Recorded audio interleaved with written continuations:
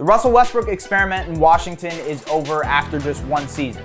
The Brody is in Los Angeles, pursuing a championship in his hometown with the Lakers, and the Wizards have almost completely revamped their roster with 7 new players joining the team.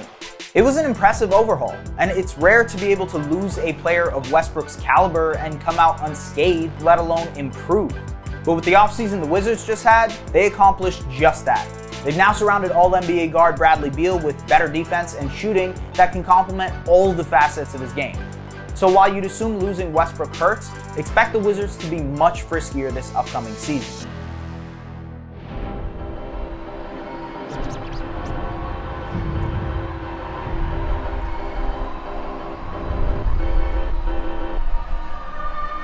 Before we start, let's make things clear. The Wizards went as far as Westbrook took them last season.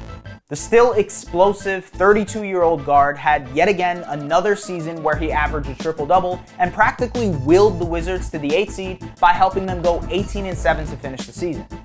But Westbrook's brand of basketball at this stage of his career isn't necessarily conducive to sustainably building a winner, let alone a contender around Beal. As incredible as Russ is, he's also a high-usage, ball-dominant guard who struggles from behind the arc and takes numerous possessions off on defense while also needing a specific type of team around him to work. And by trading him, the Wizards actually addressed their most pressing issue: depth. Last season, the Wizards' rotation consisted of guys like Garrison Matthews, who played the 8th most amount of minutes on the team, and Chandler Hutchinson, Mo Wagner, and Alex Len, who all averaged more than 15 minutes a night in their time with the Wizards. Quite frankly, all of those guys would not be in the rotation for any playoff team, which makes what Russ and Beal did last season that much more special, and makes the return package for Russ that much more crucial. The Wizards netted 4 consistent rotation players in Kyle Kuzma, Kentavious Caldwell-Pope, former 6th Man of the Year Montrezl Harrell, and Aaron Holiday, whom they acquired after trading the Lakers' own 21st overall pick to the Indiana Pacers. They also drafted a 6'7" sharpshooter from Gonzaga in Corey Kispert. All 5 of those guys, with the exception of maybe the rookie Kispert, can play right away. Fixing the team's woeful depth will help the Wizards on numerous fronts. First and foremost, it reduces the load off Beal's shoulders to carry weaker lineups. Last season, if Russ and Beal couldn't get anything going on offense, the Wizards had to rely on a Robin Lopez post-up. Now, Beal doesn't have to carry the team every night offensively, which should only help him focus on improving on the defensive end, which is something that he's struggled with over the past couple of years. Second, it provides newly minted head coach Wes Unseld Jr. some much needed flexibility in terms of his rotation, different play types, and lineup variation. Unseld had been an assistant under Michael Malone with the Denver Nuggets since 2015, and in his first crack at a head coaching job, wants to implement some of the same things they did in Denver. In an interview with The Athletic's Fred Katz, Unseld pointed to the highly coveted dribble handoff, often used by Nuggets star Nikola Jokic and Jamal Murray, a simple yet effective play where a guard or forward curls around a big man who passes the ball to the guard while simultaneously setting a screen for him. Beal has not only led the league in dribble handoffs for the last 2 seasons, but he's blown out the rest of the competition. According to Second Spectrum data collected by The Athletic, in 2019-2020, Beal averaged 21.5 dribble handoffs per 100 possessions, 7 more than the second-place finisher. Last season with Westbrook, he averaged 16.3. Unseld can tap into Beal's potential as a dribble handoff threat with newly acquired big man Harrell, Rui Hachimura, and most importantly, Thomas Bryant, who will eventually return to the lineup for the Wizards after recovering from an ACL tear and shot over 40% from behind the arc the past 2 seasons. Beal can use dribble handoffs to either create a shot for himself, find the open big man for a layup, or find one of the many shooters the Wizards have added to the roster this season. The third and most important aspect of the depth added is defense. The Wizards were the 18th best defense in the NBA last season, allowing over 113 points per 100 possessions. That was actually an improvement from the 2 seasons prior to that, where they were consistently ranked as a bottom 5 defense. Both Kuzma and KCP were positive defenders last season for the Lakers' #1 ranked defense.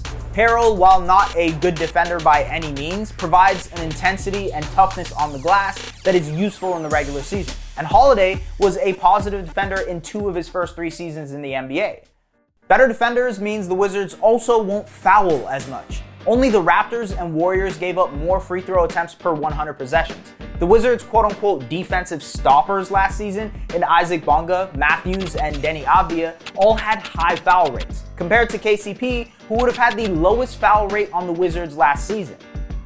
In terms of who will start for Russ, the Wizards signed former Nets guard Spencer Dinwiddie in a 5-team sign-and trade. He only played in 3 games last season after suffering an ACL tear, but the 3-year, $54 million contract he signed with the Wizards will turn out to be a bargain if he's anywhere near the player he was in his last fully healthy season.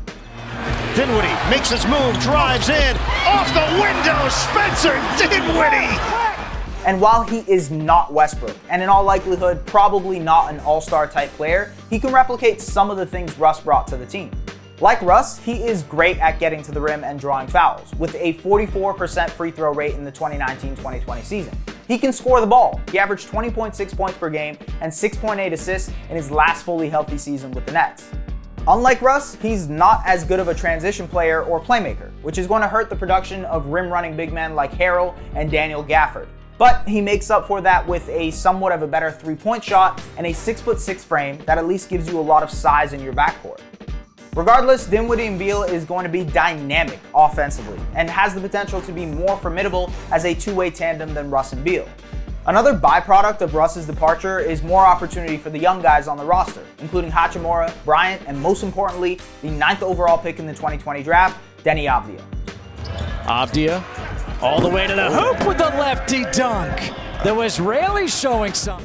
Avdija struggled in his rookie campaign, mostly because with Westbrook in the lineup, he started 32 games but was forced to be a spot-up, catch-and-shoot type player. But Avdija's primary capabilities are as a secondary ball handler and playmaker. And now with Westbrook gone, he can be given ample opportunities to handle the ball. Unseld mentioned to The Athletic that he's even thought of having Avdija be the point forward off the bench, which will surely help his development. Between Avdija, who's 20 years old, Bryant, who's 24, Hachimura, who's 23, and Gafford and Kispert, who are both 22, the Wizards now have an intriguing group of young players. And this brings me to another point. The Wizards now have a long-term vision in mind. And with a Beal departure becoming less and less likely by the day, they have the flexibility and assets to potentially build a formidable contender around the all-star guard. Think about it like this. In just 2 seasons, Wizards general manager Tommy Shepard flipped the terrifying contract of John Wall for Westbrook, whose 2-year, $91 million contract matched Wall's and was also deemed one of the most untradeable in the league, into pieces who can both help Beal and the Wizards now and maintain flexibility for the future. Not bad. Last season, they clawed their way into the play-in and then the playoffs, only to lose in 5 games to the Sixers. But I wouldn't be surprised if we see this year's team easily make the play-in, and if things go really their way, finish as a top 6 seed in the East. So while losing Russ is a tough pill to swallow, especially from a leadership standpoint, this Wizards team finally makes sense. And because of that, they're better off. Thanks for watching. If you like this video and want to see more content like this, hit that subscribe button.